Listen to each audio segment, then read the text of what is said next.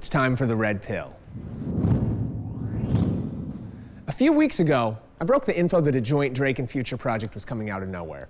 Now, it originally was supposed to drop the next day, but drama between the record labels, Cash Money, Epic, Universal, and even Apple, who just paid Drake a big endorsement fee, threatened to make the project potentially non-existent. Fortunately, the music business did the right thing and found a way to make it come out, making everybody money. Now, years ago, this would have never happened. More often than not, the music business would have gotten in its own way and get hung up on the details so much that nothing could ever happen, and everyone would lose out. This leads me to the subject of tonight's red pill, taking advantage of opportunities when they exist. I've preached before that one of the most crucial skills is learning how to navigate momentum. More often than you think, people get in their own way and can end up losing everything. A fire doesn't burn forever, and when it starts, you need to nurture and grow it. There's a dilemma between doing too much and wasting all your ammo, but also on the other side, overthinking everything and letting it burn out while trying to come up with the ultimate master plan, which will never be perfect. At a certain point, you just have to go for it. I've experienced this, unfortunately, from both sides during my career. When opportunities are in front of you, you have to grab them. No matter what you think at the time, they won't last forever. And when they're gone, they're gone. Now, I don't dwell on the past or my mistakes, but I now know to always try to take advantage of them as soon as they're presented. The same goes for ideas.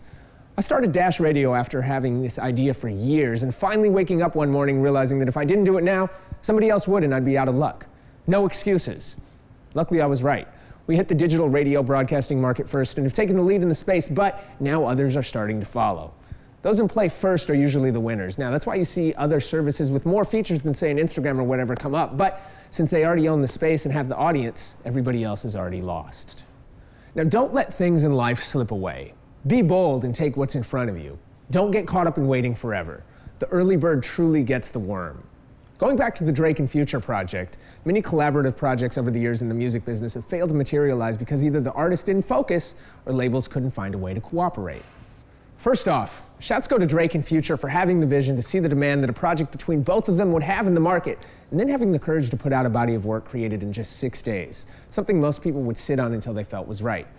Now, that right there is the reason why it originally was going to be a free mixtape project until labels got wind of it. And when it almost stalled due to label drama, everybody finally got together and realized the opportunity in front of them and made a deal to get it out. If it didn't happen, both parties would have missed out on millions of dollars, the added buzz they're getting from it would be non-existent, and the project itself would have faded into the archives, maybe coming out years and years from now when people might not have cared as much, or as a bootleg leak with no strategy behind. Just remember, opportunities are an hourglass. Make sure you recognize them when they appear and move quickly when they do, before they disappear forever.